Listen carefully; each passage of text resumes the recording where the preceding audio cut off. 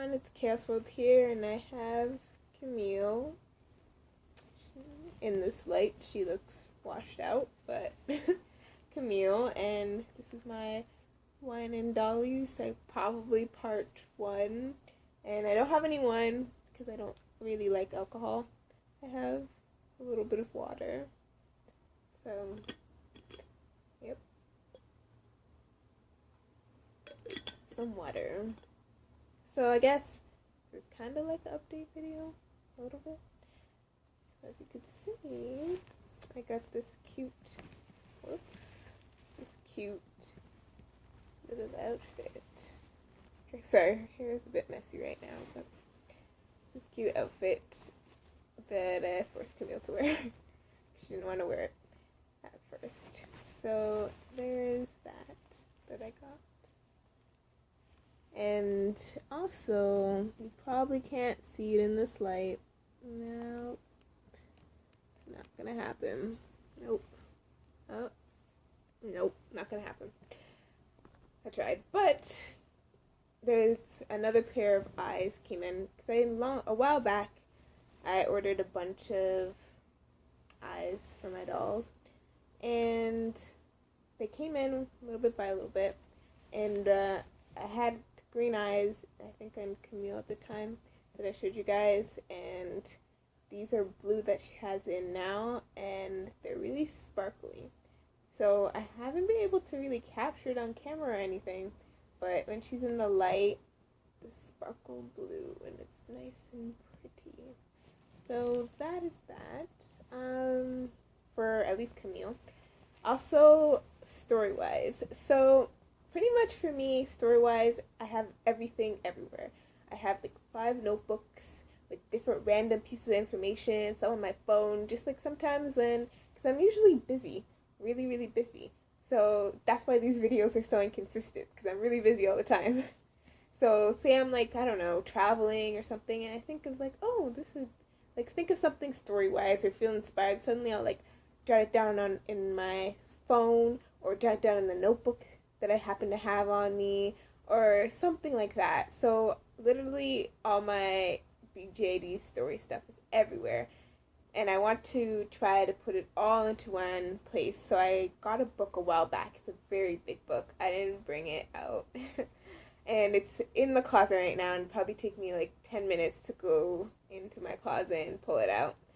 So I'm not going to show it to you right now, maybe in the future, but I want to transfer everything that I have all over the place and put it into that book, and then finally actually try to write. Like, instead of just random like bits and pieces of information, maybe like try to write an actual like story, as in the characters, like you guys get what I'm saying, like actually what the characters' narratives and everything. And I also had a bit of trouble with that because I have so many characters and I don't know who would be the main character type thing, because each character experiences everything in a different way and see things differently. And also, if I did do like each perspective of each character, say I did share it with someone, would it be too much for them to jump all over the place, like character to character? Because I know for me, if I'm reading a book where there's too many characters all over the place, I'm like, I don't know what's happening. I don't like this. I don't like this cutting chapter into the next person. I want to know what's happening with that one. That type of thing. So I don't know for that, but I guess the best way to figure it out is just to start with a character and just start writing. If it doesn't work out, then scrap it. That type of thing. So that was my little spiel about that. And also, I have been putting off for still a while. I've been telling you guys, I would tell you about the characters, what happens to each of them, what they're doing during the Dragon Wars and after the Dragon Wars, so it makes things up to speed. But I don't know if I told you the gist. It's pretty much they're all doing their own different things, and the way they're keeping in touch with each other is they're all going to like this magic type school at the moment, and they all are there for different reasons, but that's how they're all keeping in touch with each other pretty much and hanging out. And yeah, it's mostly what I'll say for now. And then I'll show you my next little thing that I've been doing.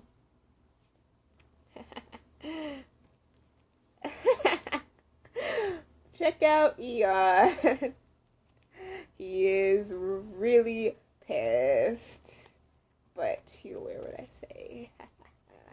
So pretty much I never showed on camera, but ever since the day I got Eon, I've always, like, every once in a while, I've just dressed him up like a girl. Because when I first didn't know who he was, I just dressed him up in, like, a skirt and tights, and he just sat around on my desk.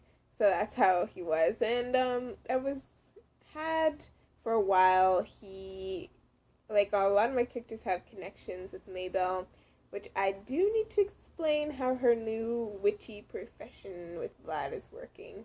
But at some point, he got in a fight with Maybelle, and she, like, blinded him in one eye for a while. So he had a picture, he looked like that for a little while, and I was like, I'm kind of a bit tired of that right now. So I just, for fun, I dressed him up like this and took some pictures, and he's wearing Camille's boots. He's wearing Camille's everything, actually. So I'm having pretty much fun with this. There, his little cutesy look. I don't know what else if I'm gonna dress him up in anything else. I don't know. I don't know. But that's pretty much for Eon. Also, I don't know. This is another story-wise thing. I have, like, way back as well, this really long, probably boring thing about Eon and Mabel's people, because they're elves, and I could pretty much talk about their people for, like, an hour straight. Pretty much. Maybe more than an hour, because, I don't know, for their elves development, I just have so much how they live and everything, how they get along. Eon's tribe is different from Mabel's tribe. Even the markings. He used to have a third one, but I didn't like 3. Anyways, even the markings on his face. Mabel has one marking on her face. And I'm not going to go too far into it because I'll talk forever. But pretty much from whatever elf tribe you're from, determines how many dots you have. And sometimes the dots aren't on their face. I'm pretty sure there's 3 main tribes.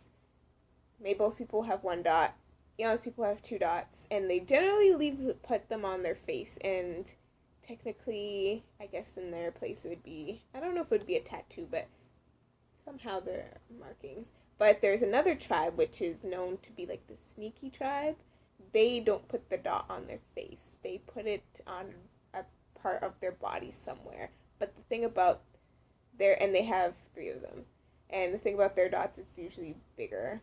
And it's just randomly all over. But the thing is, why they do that is so they trick other tribes, elves, into thinking they're a part of like, they'll put on makeup, and they just do all this sneaky stuff. And you'd think that Mabel's from their tribe, but nope, she's not.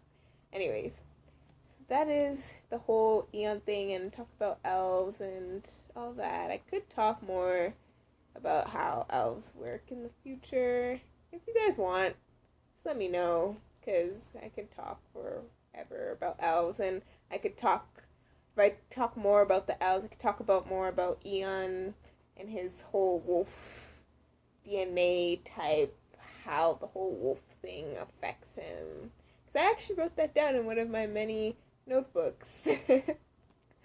So that was pretty much that. And I guess I'll drink sit down here. Drink a little bit of water.